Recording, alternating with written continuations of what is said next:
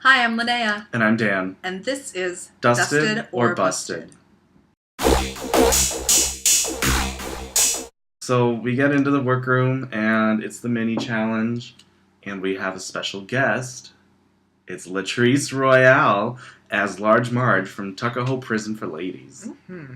So they have to do this fashion show where they take the prison jumpsuits and turn them into some kind of couture and do a little runway presentation. I liked this mini challenge because I thought for once it was actually a pretty good one. Yeah. And I liked seeing Latrice come back. That was a fun little aspect to the show. And they introduced her this time. Not like they did with Alaska. And they just let her sit there. I would say that my most dusted of the mini challenge was Violet. Same here. I didn't really think any... It was hard to tell if they were bad or not because They some all of them looked were... trashy. Like, it wasn't supposed to be high fashion. It was just supposed to be fun. I like that Violet incorporated, like, the handcuffs and the tampons and stuff like that. There were a lot of girls who had the little tea bags, like lifted tea bags in their ears. I did think Kennedy's, like, intentionally ashy face and knees were really funny. As much as I didn't like the rest of it, I thought that was clever. I thought she was the most busted of the mini challenge, actually. Yeah? It didn't look like she did enough with the stuff. After the winner of the mini challenge is announced, who is Kennedy Davenport, for reasons unbeknown to me, they bring in not one, but 7 eliminated queens. They bring all of them back. And they have to be paired up to do a makeover as conjoined twins. So the pairs are Pearl and Trixie, Ginger and Sasha, Fame and Candy Ho, Jaden Duer Fierce and Tempest du Jour, Kennedy Davenport and Jasmine Masters, Max and Violet, and Katya and Mrs. Kasha Davis. Even though Kennedy picked them, it's kind of the same way I think it would have turned out if Rue had just turned them loose and said, find your partner. Like, Pearl and Trixie are super close, so that was cool to see them work together. And then you have Kennedy and Jasmine, who have kind of a strange relationship anyway. So that was interesting. Candy wasn't really having it with Miss Fame, though. No, she was Miss pissed. Fame just kept talking and talking and talking, and Miss Candy Ho said, her answers are paragraphs. These pairs were really cute to see, like, work together, especially Max and Violet and Pearl and Trixie. Right.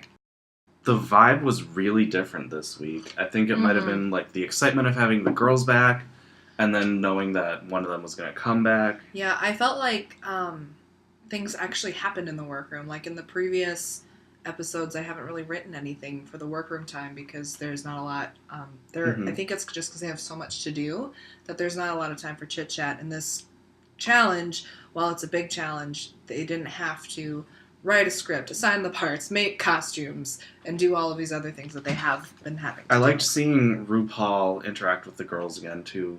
It seemed more genuine and a lot less forceful. She was mentoring again, rather than just going in there for the sake of, how are you going to make that work? Shady sound effect, stare down. Exactly. And it was interesting to see the girls work together. Who was it? It was Ginger, who was kind of upset with Sasha, because Sasha just kept going off and chatting with the other queens, and Ginger was like, I can't do this myself. I can't blame Sasha for that, though. This is exciting. Like, she's a super fan of Drag Race. I know. I thought that if Ginger had such a problem with it, then she should have just went and yelled talked at to her and been like, hey, Sasha, can you help me with this? Instead, she pouted about it and then talked to everybody else about it.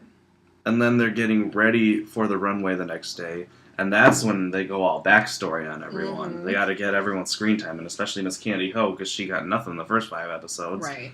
I thought Tempest had a good backstory. Yeah, Tempest went through conversion therapy as a younger person. And I think it's interesting to see Tempest with Jaden, because Jaden's expressed so that. Well, that, and, like, she's not even out at home. And so then you have someone like Tempest who's, like, on the complete other end of that and has been through it all. So that was interesting. And then I loved hearing about Trixie's namesake, which I think either we already knew from the Meet the Queens. From the Meet the Queens video, but I just commend her for taking ownership of what was supposed to be a really negative insult and growing from that. So that was good to hear. So on the runway, they came as conjoined twins, and the first people down the runway were Fame and Candy, who went with like the plastic surgery look. They were joined at the hip. And then Jaden and Tempest came down, and they were joined like back to front. Yeah. And that was interesting. The presentation was cute, but I didn't think it was quite up to par with everybody else's. And then you had Kennedy and Jasmine, who, while they didn't have a concept, they looked identical and gorgeous. And they looked amazing, yeah. So I was a little upset that they couldn't think outside the box, especially coming from Kennedy, who keeps saying that she can do so many different things. But she kind of played it safe this week. I would have just braided 2 wigs together and conjoined ourselves that way. Pearl and Trixie came down the runway, and that was hilarious.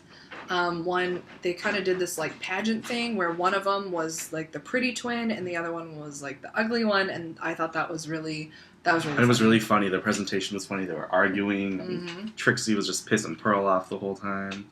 And then Max and Violet, who were amazing. They were in one corset together.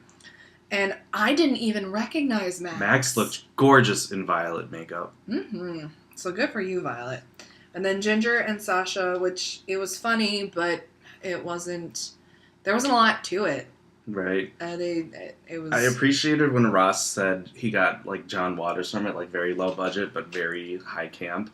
Mm-hmm. Then I saw it, but it shouldn't take Ross Matthews for me to appreciate a drag look. And then the last people were Katya and Mrs. Kasha Davis. They were giving me everything I needed. Hilarious. They were the like aging hookers. Yeah. From Atlantic City. That was joined at the cooch. Tempest said she felt like a pioneer woman who's being pulled by an ox cart. Who was your most dusted? I would have to say Violet and Max. Okay. My most dusted was Pearl and Trixie. They had a concept and they really sold it, and it was a whole presentation. It wasn't just the challenge, so they were my most dusted. Most busted? I would say Jaden and Tempest. Really? Yeah. I thought that the conjoining didn't read the way that it was supposed to be read, to say the least. And then even just like if you were to literally separate them and just look at the outfits, it just wasn't up to par with everybody else. Yep. And I know that was a tough pairing because they are nothing alike. Whereas some of these other queens had a definite advantage.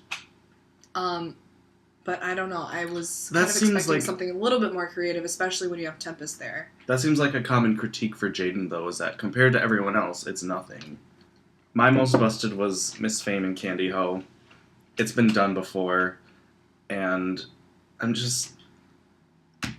Miss Fame, I've had it. I don't know what it is. I've just had it. And then, like Michelle said, the plastic surgery thing has been done not just before, but this season. Right. And in terms of like filming the actual show, it was done like 4 days before that. And if Miss Fame is as creative and out of this world as she says, she can come up with something more creative than plastic surgery being joined at the hip. Where did Carson go? Like, I feel like Ross has been on so much, and I just don't really ever agree with anything he has to say. He doesn't bring anything to the table. He doesn't have anything to add. And I don't like any of the critiques he gives. I'm ready for him to sit out a couple episodes. Yes, exactly. Leanne Rimes was a guest judge, and that kind of struck me as odd. Doesn't seem like she would be the kind of person to enjoy RuPaul's Drag Race. Right. And then it's shady when they don't even pick one of her songs to be the lip sync song. Then they had that other guy from True Blood. I have no idea who he was, but he had very little to offer. According to Katya's blog, he was a terrible guest judge. I mean, he said like 3 things the whole episode. And one of them was when they were saying hello to RuPaul. One of my favorite moments of judging was when they were going down and giving the queens the critiques. And they get to Katya and Mrs. Kasha Davis, and Katya goes, "Miss Fame did our makeup. Can you tell?" And then we get to the lip sync, which was incredible. It was Ginger Minge versus Jaden Dior Fierce. And according to Ginger, Stevie Wonder could have saw this one coming. Now, if you haven't seen the episode, which I'm sure you all have, they have to lip sync as their pairs. That's amazing. I think my favorite moment was when Ginger and Sasha just made the decision and just cut themselves apart. Honestly, that's probably the best thing you could have done in that especially situation. Especially with that particular conjoining, like, how would you do that? You'd have to lip sync sideways the whole time. And then with that song, Sasha brought it. I loved seeing her perform. Right. I thought all 4 of them did a good job. I think Jaden and Tempest should have separated. I think so, too. That would have been interesting to see. But the other thing is, I was just laughing the whole time. It was a funny lip sync. It was entertaining. Even Jaden and Tempest did a good job. Mm-hmm. Pearl and Trixie are the winners. And Trixie gets to come back for next week's challenge. Mm-hmm. So it's good to have her back. # justice for Trixie. It's nice to bring back a queen and then they don't go home that episode. Right. I feel like Trixie earned her spot back in. Mm-hmm. And this was a great way to throw some strategy into the game, because when you bring back all the queens, a lot of the girls, when they get their pairing, like, they want to send that queen home again. So they don't want to win, but they don't want to get sent home themselves, so they don't want to fail either. So it's kind of like towing the line. And then the nice thing was that Pearl really wanted Trixie to stay. Yeah. So I felt like she was fighting for more than just herself. But this was a great way to incorporate bringing back a queen. I don't remember who said it or when, but I think it was Pearl who said it, that she sent Trixie home, and now it kind of came full circle, and she brought her back. And then I like that Trixie said that she got sent home in an unfortunate lip sync accident. Jaden has gone home. I really wish that we could have seen more of what we thought we were going to see from her. Exactly, yeah. But at this point in the game, I wasn't holding my breath anymore. You know, she had done it all, and I felt like we weren't gonna get any more from her. So it was her time, and I'm sad to see her go. But that's how the game works. So Untucked, they bring all 14 girls back at the same time, and it is just chaos. There's no way to follow these conversations, and there's not enough seats for everyone. Mm-hmm. And I was hoping that this Untucked would be really good because they're all back together again. Mm-hmm. But it was so hard to focus on anything.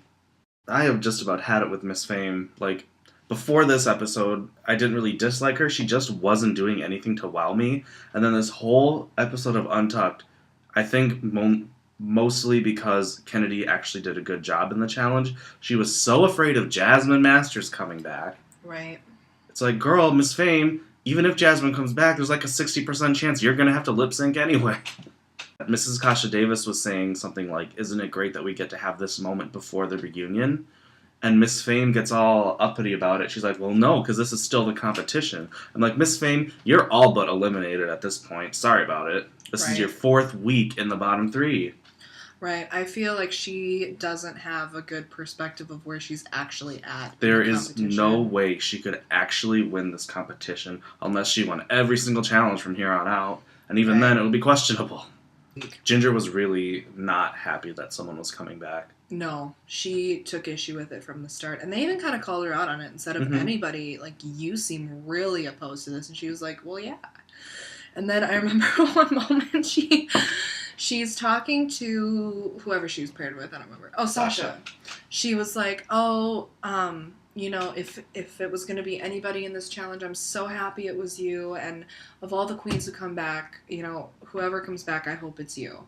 And they cut immediately to her confessional, and she goes, that's a lie. I don't want any of these queens back. And I don't know if it was supposed to be funny. I mean, obviously, but it just came across as so two-faced. I mean, she flat out said, yeah, that was a lie. I don't want her back. She probably figured Sasha Bell would be easiest to send home in the next challenge. Yeah. So we saw a really rotten side of her. And then Kennedy's another one. I don't understand the judge's infatuation with her. I don't either. I didn't get as much negativity from her this week, but there was nothing too terribly outstanding about that look, aside from the fact that she and Jasmine did look like identical twins. Well, and we've seen this before when she was paired with Jasmine. Basically, she tells Jasmine, shut up and sit down and just let me do it. Pretty much, yeah. You sit there, I'll make you over, I'll do this, I'll do this, I'll do this. Your job is to sit there and be quiet and do what I tell you to do. It's like that when she was with Jaden, too. Mm-hmm. And I don't really like that. Like, she kind of becomes people's drag mothers, whether they want her to or not. And I don't like that in a queen. And I think that if, for some reason, she would win, which I don't think she will, but if she does, what kind of a representative are you on the road? Mm-hmm. She keeps talking about how she wants to raise Jasmine up to be the right, and that was the thing that was so weird. It was totally like this motherly, like, I know what's best for you, and I'm doing it because I want you to succeed, but that just rubbed me the wrong way. I liked when they were talking about who could possibly be brought back, and Violet goes, yeah, Jasmine only lives like 10 minutes down the road. It'll be interesting to see if things settle down next week or not, but the Untucked was... For once, the Untucked was not as good as the episode, which is kind of the way it should be. Overall, who was your dusted of the week? Violet or Katya? I can't decide.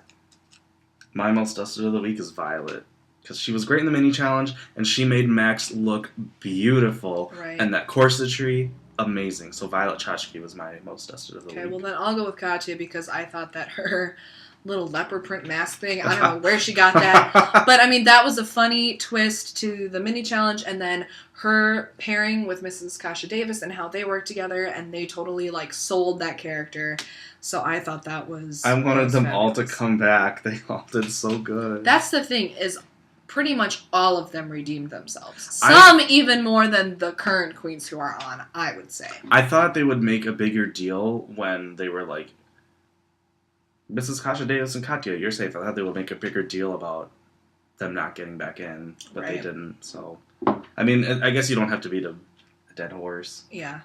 Most busted? For me, it's got to be Miss Fame. Yeah. She was underwhelming on the main stage.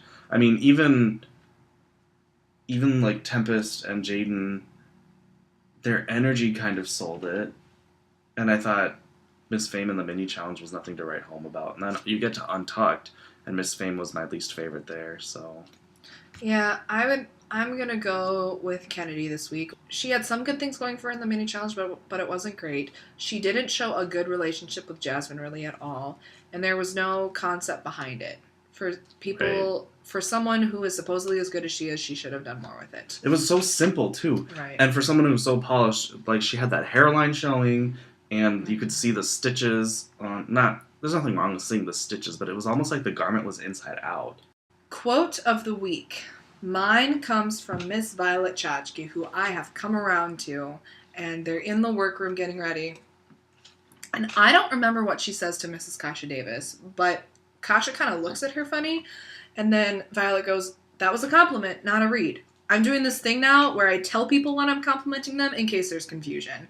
And I just thought it was really funny, especially because Violet's kind of known for being the bitch. And it's kind of funny to see that turn around. So that's my quote of the week. My quote of the week comes from Katya's talking head during the lip sync. Ginger and Sasha are giving themselves a mastectomy. Tempest and Jaden look like Larry Bird and Raven Simone in a permanent butt-fuck position. This is the most epic lip sync ever! I also lost it at that point. I want somebody to go through every episode and just compilate everything that she's ever said. I just want it in one long video, and I will play it on repeat till the day I die. I think it's hilarious. Predictions for next week? Well, I didn't watch, but I feel like Trixie's gonna stay around longer than just one episode. I really do. I do too. Next week they start off with the reading mini challenge, and Miss Fame eats shit. I was just gonna say that she probably didn't do very well. Pearl attempts to read RuPaul. I'm pretty sure she did, and they just cut that part out. And then Trixie brings up what I've been waiting for this whole season. Her read on Violet about stealing Sharon's crown. So I think that's going to be one of those things that, like, when they're all doing their makeup before the runway, they're going to bring it up again, or maybe an Untucked.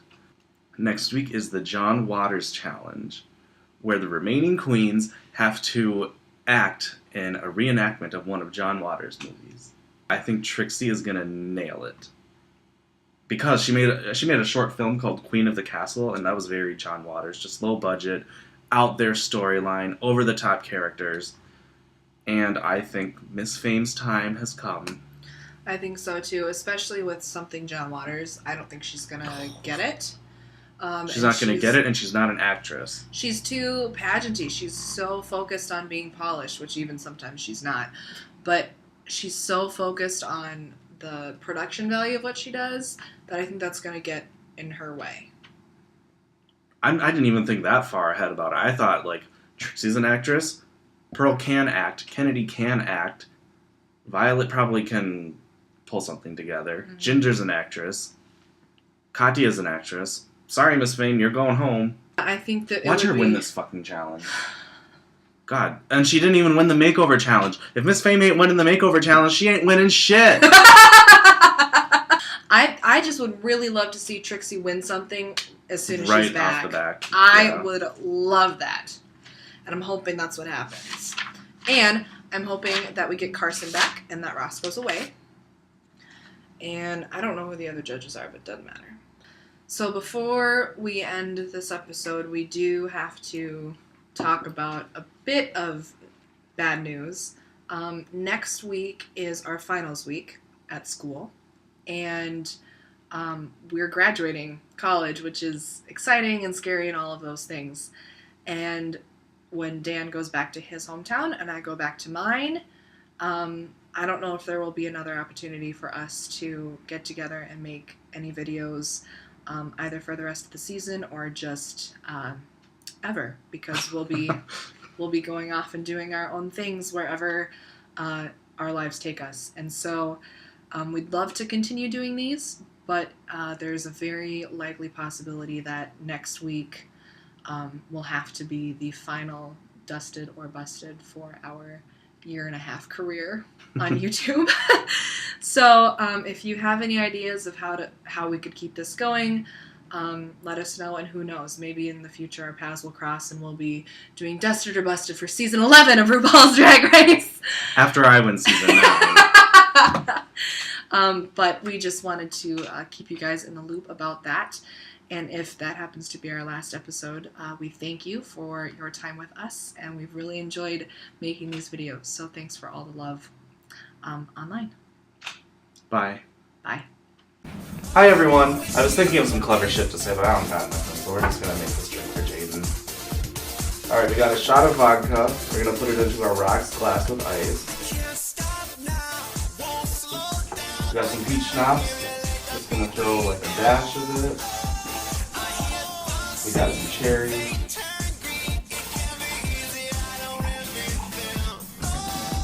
We got some grenadine. And fill it with lemonade.